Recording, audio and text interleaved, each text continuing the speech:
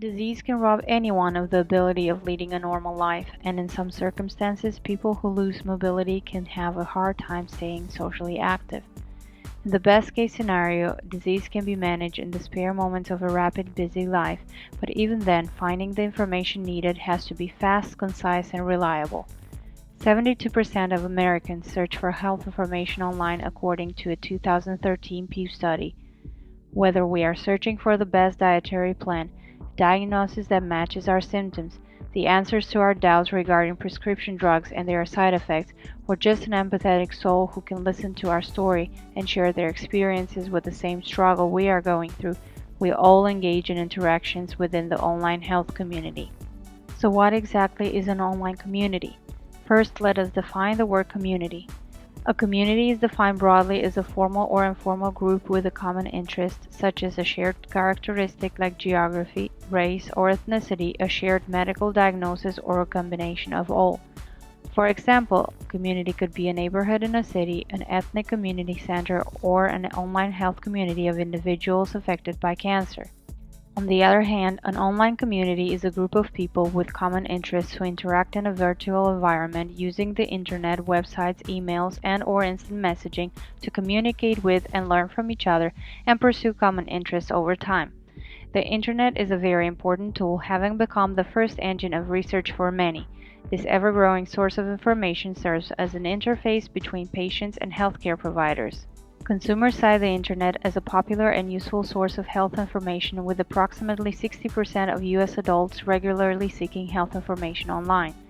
So, what are the advantages, disadvantages, and challenges people encounter with this research modality? This is what Dr. Jill Yamasaki, a health communication professor at the University of Houston, had to say about the topic. Okay, there are some clear advantages to online health communities. One is you're able to seek information from people who have similar illnesses.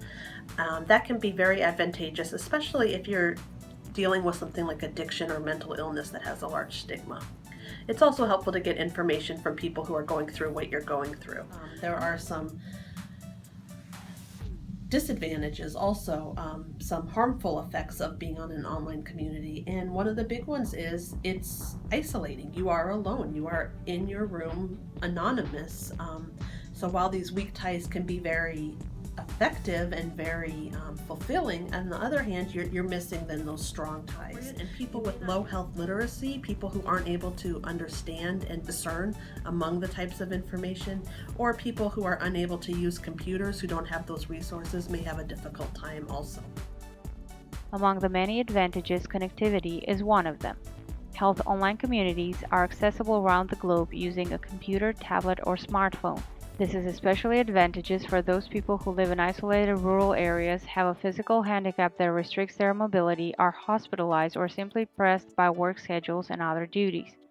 They also allow people to communicate with each other, share their stories, and distribute information regarding main issues of interest to the community. They allow their members to expand their network of friends and associates and also give a sense of sympathy, connectedness, and reliance. Many online health communities offer good, useful, trustworthy, and reliable information regarding local health programs, treatment affordability, service accessibility, healthcare providers, or optional treatments, among other advantages. Online health communities allow people to have medical consultation from far location while speaking to healthcare providers in real time, do research or inquire about a topic of interest, connect with other people with similar issues, or purchase products from the comfort of their home, minimizing travel expenditures and other administrative costs.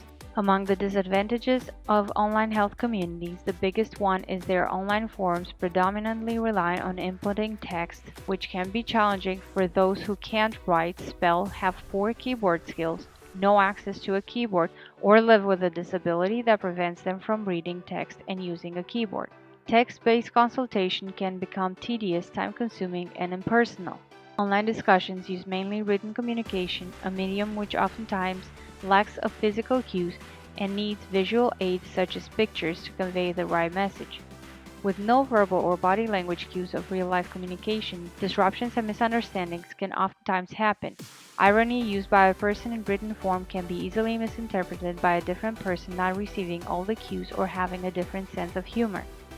Busy online websites, discussion threads, or forums can be overwhelming and hard to follow. Clarification of topics might not always be immediate and in some instances delayed up to 48 hours or more. Due to the high volume of people visiting a site or commenting on a thread, off-topic discussions are very common and can further delay the time spent with the subject. Standardized services are not all-inclusive and at times not applicable to everyone. Another challenge that people have when looking for online health communities is to discern what community best serves their interests and needs. Of the people who said they went online to self-diagnose, less than half, that is 41%, said that a doctor confirmed the diagnosis they made from an online research. 35% said they did not seek a professional opinion, and 18% said the medical professional or clinician did not agree with what they had found. So why do people still come together in online health communities? Is it only because the internet allows people with similar conditions to connect with each other and share their stories? Truth is, we live in a world of scientific progress in which big words are inevitable and permeate the medical field, and it seems like doctors and patients speak completely different languages. Due to the huge discrepancy between the medical educated professional and the average person with scarce knowledge of medical concepts, the common ground is the online health community. Here, the collective stories circulating on platforms like the social media such as Facebook and health-related forums such as healthcommunity.com give a sense of belonging, social and emotional bonding, and support. In 2003, Google reported that 6.75 million of their daily search logs were health-related, and in 2012, Google searches accounted for around two-thirds of the U.S. internet searching. In 2013, about 77% of online health information seekers stated that they used websites such as Google, Bing, or Yahoo. 13% visited specialized websites such as WebMD. 2% visited more general websites such as Wikipedia, and 1% began their online health information research with a social network through websites such as Facebook. Among the many online health community platforms, we can find those that contain multiple illness forums and were sponsored by large medical or commercial sponsors such as WebMD, Yahoo.com, or HealthBoards.com.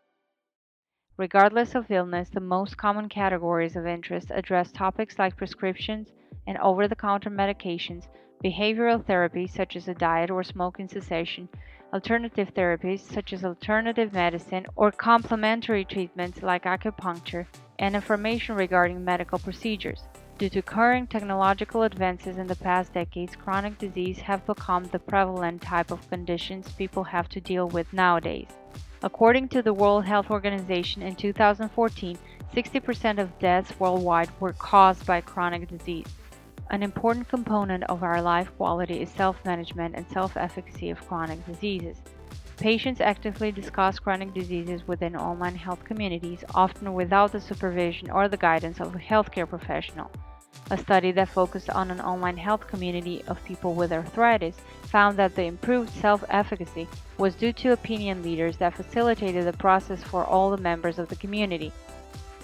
The increased interactions of people in the 21st century has allowed everyone to benefit from these communities by making available more personalized care, tailored information, social and emotional support, as well as increased availability of information and surveillance of potential public health problems that ultimately help shape our health policy.